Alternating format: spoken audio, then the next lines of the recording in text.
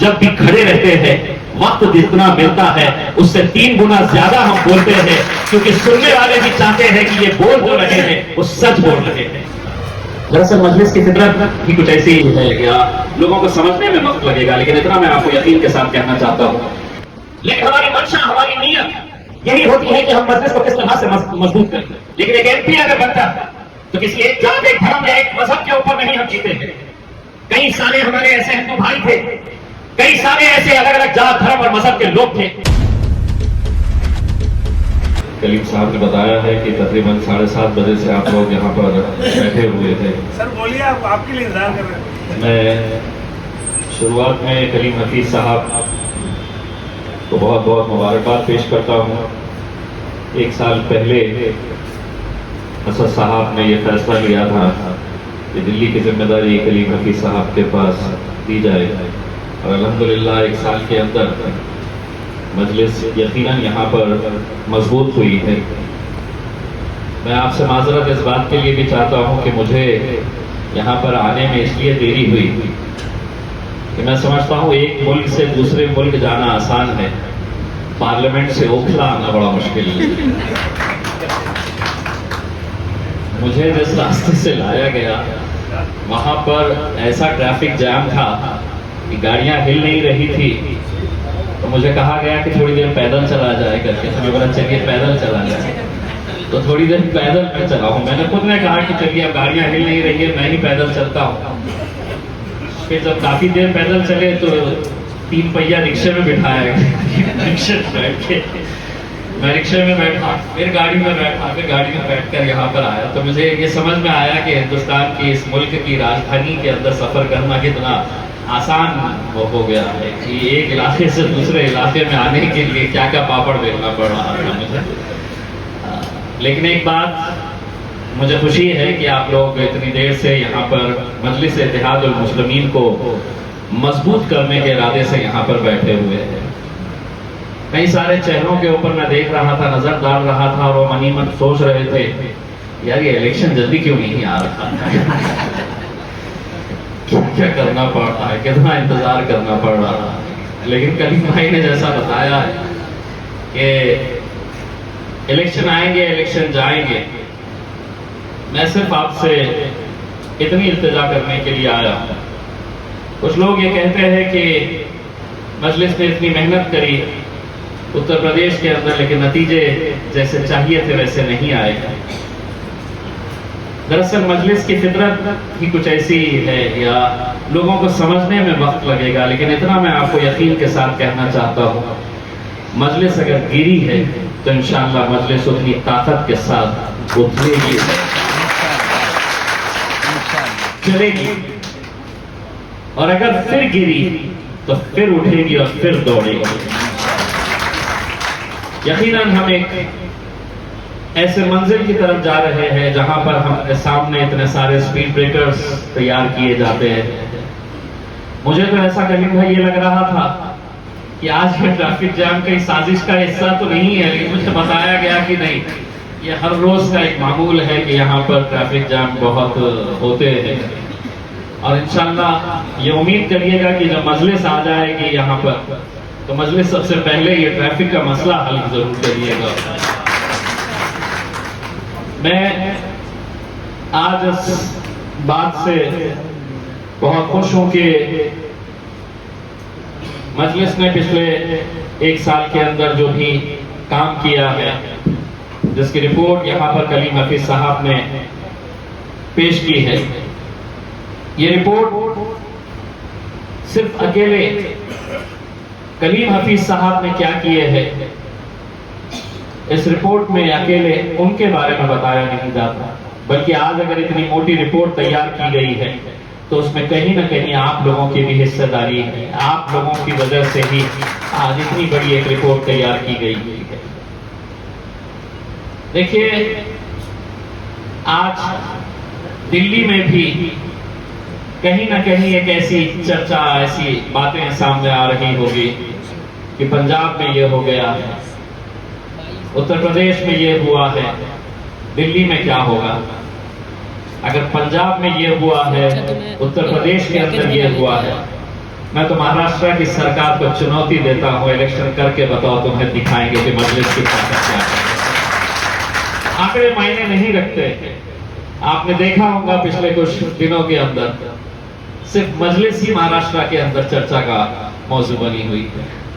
उसकी वजह क्या है? एक ही सांसद है वहां पर पूरे महाराष्ट्र के अंदर,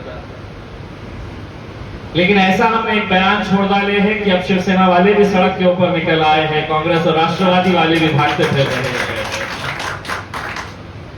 मुझे ये पता चला कि लोकसभा के अंदर शिवसेना का एक भी जब सांसद मुझे नजर नहीं आ रहा, तो मैंने कहा कि ये कहां गायब हो गए। तो पता चला कि उद्धव ठाकरे साहब ने उनसे कहा है कि इम्तियाज जलील ने जो बयान दिया है, लोगों तक जाओ, पार्लियामेंट में जाने की जरूरत नहीं है, लोगों के बीच में रहो और लोगों को समझाओ कि हमने अपना हिंदुत्व का मुद्दा छोड़ा नहीं है, हम कट्टर हिंदू है। अब बेचारे कांग्रेस और राष्ट्रवादी वाले परेशान हो गए, अब हम इसका जवाब क्या दे करके, क्योंकि सरकार तो बना लिए है। अब सरकार बनाकर उनकी पेचीदगियां इतनी ज्यादा बढ़ चुकी। तो मेरा यही कहना है कि आपके पास आंकड़े कितने होते हैं ये मायने नहीं रखता। इसीलिए तो आज बैरिस्टर असदुद्दीन अवैसी साहब इतने सालों तक, पिछले 20 साल से लगातार, वो अगर लोकसभा के अंदर अकेले थे तो उन्होंने अकेले रहते हुए भी अपना लोहा मनवाया। अकेले रहते हुए भी उन्होंने अपनी मौजूदगी का एहसास दिलाया। और मुझे आज भी इतनी खुशी होती है जिस दिन असद साहब पार्लियामेंट के अंदर उनका भाषण होना होता है, तब भारतीय जनता पार्टी के एमपीज भी मुझसे पूछते हैं कि कितने बजे वो भाषण देने वाले। मैं उनसे पूछता हूं आपको क्यों? तो कहते हैं कि हम उनको सुनने के लिए रुकना चाहते हैं। ये उस शख्स ने अपनी एक पहचान बनाई है। मैं जो भी बोलूंगा, आपको पसंद आए या ना आए, कितना ही कड़वा सच क्यों ना हो, लेकिन मैं सच बोलूंगा इस ऐवान के अंदर। और जैसा जावेद साहब ने बताया कि असद साहब को या मुझे 2 मिनट, 3 मिनट, 3.5 मिनट, इससे ज्यादा का वक्त नहीं मिलता है, क्योंकि पार्लियामेंट का उसूल यह कहता है कि आपकी जितनी तादाद है उस हिसाब से आपको वक्त दिया जाएगा। हमारे 2 ही है, तो कभी 2 मिनट मिलते हैं, 3 मिनट मिलते हैं, लेकिन कभी भी आप देख लीजिएगा, जब भी खड़े रहते हैं वक्त जितना मिलता है उससे 3 गुना ज्यादा हम बोलते हैं, क्योंकि सुनने वाले भी चाहते हैं कि ये बोल जो रहे हैं वो सच बोल रहे हैं। इसीलिए आपको ये वक्त मिलता है। मेरा यही आप लोगों से इल्तिजा है। करीम हफीज साहब से मैं इतनी दरखास्त करूंगा कि 1 साल के अंदर आपने काम बहुत अच्छा किए, लेकिन इस सफर के अंदर अगर कोई हमसे छूट गया है तो उन्हें भी अपने साथ ले लें। अगर इस सफर के दौरान, मुझे भी मालूम है एक पार्टी चलाना कलीम साहब इतनी आसान बात नहीं है। मैं भी, महाराष्ट्र की जिम्मेदारी है, जब हम फैसले लेते हैं तो कई लोगों को इसके हमारे फैसलों के ऊपर एतराज होता है, लेकिन हमारी मंशा, हमारी नीयत यही होती है कि हम मजलिस को किस तरह से मजबूत करें। और उसी कोशिश के अंदर कुछ लोग नाराज होते हैं, कुछ लोग खुश होते हैं। मैं तो तमाम यहां पर जितने भी एनसीडी के इलेक्शंस के, दिल्ली के इलेक्शंस के ख्वाहिशमंद है, मैं उनसे यह कहना चाहता हूं, अपनी मेहनत जारी रखिए।